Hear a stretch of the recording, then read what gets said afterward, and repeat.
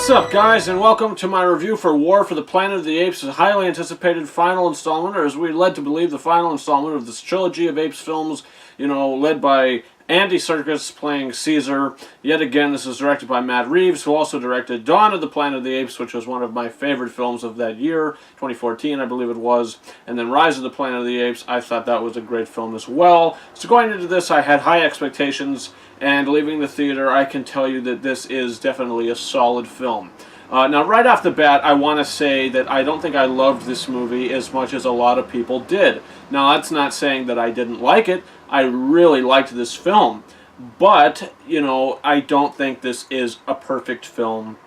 I would just barely say it's a great film. I would say it's a really good film, though. I mean, the first thing I want to mention, though, is Andy Serkis as Caesar. He is absolutely phenomenal. He should have been nominated for the Oscar for the last film. He should be nominated for the Oscar for this film, just from the things he goes through and the way that he portrays this character, this ape, this CG ape, that, by the way, the CG in this film is absolutely incredible. Every single ape, every single effect, explosion, whatever the case may be, it all looks extremely real, and it's riveting. Like, it is absolutely fantastic. You could see Andy Serkis, in Caesar, and it's really phenomenal stuff. And I don't know how they managed to accomplish it, but they did. The same as with the Jungle Book and how that looked very real with the animals and everything. This is just as good, or maybe even better. These apes look incredible. And like I said, Andy Serkis is great in this film and what he has to go through. You see in the trailers, I'm not really going to give anything away here, but we see that something happens to him which sends him on a path of revenge, and he maybe is going to start to be consumed by hatred.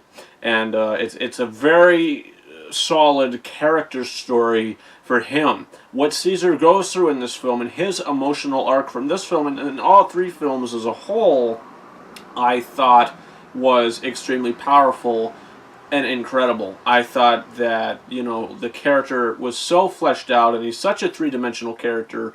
He's so just, you could relate to him, and you could just, you look at him and you say, wow, this is like one of the best characters I've seen all year, or maybe on screen from the last couple of years. He is such a riveting character, and Andy Serkis does a phenomenal job pulling that off. Now, some things that I think the film could have done a little better.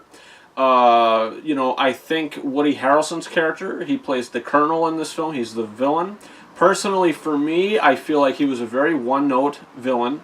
There is a scene to where we find out why he's doing what he's doing, but at the same time, it's a scenario that you can't really buy into, as an audience member.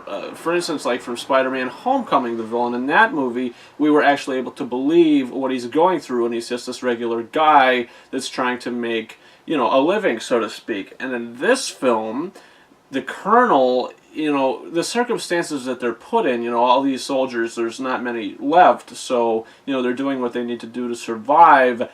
The way that all kind of plays out, it's climactic, for sure, but I don't think it was as powerful as it necessarily could have been, because in the first two films, you have very, you have relatable characters, and you also have characters that you understand and that you could get behind. Even Gary Oldman's character from the last movie, you were like, okay, well, this, I understand what's happening here. In this film, the Colonel is so one-note, and Woody Harrelson plays him so one-note. Woody Harrelson is fine in the movie.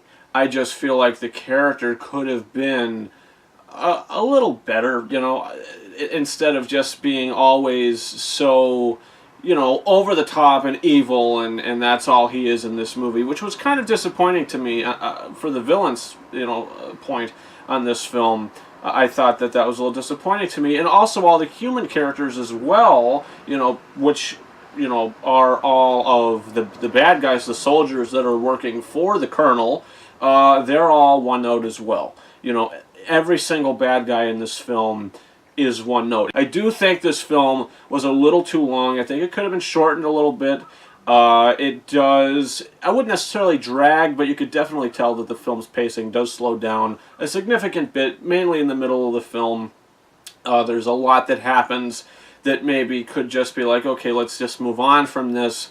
But, you know, overall, this is a very dark movie. This is a very gritty movie. Since things that happen in this movie, you know, people are going, you know, it's very, it's like watching The Passion of the Christ in certain scenes. You know, this movie, it's like Schindler's List for apes. The last thing I want to say before I give my rating is the little girl in this film. The actress's name, it escapes me at the moment. Her performance in this movie is great, but the character, once again, is a little one note. You know, we meet her, we don't really learn anything about her. She just kind of sticks with us throughout the film. Michael Giacchino's score is great as well. You know, so overall I'm going to give War for the Planet of the Apes a 4 out of 5 stars. Now guys, comment your thoughts. Do you plan on seeing War for the Planet of the Apes? Did you see it already? What did you think about it? Also, you can subscribe to this channel. I have reviews for pretty much most of the summer movies that have come out. The movies that have come out, I've been doing this for almost 5 years now. So if you're new to the channel, hey, hit that subscribe button and, you know, stick around for a little bit.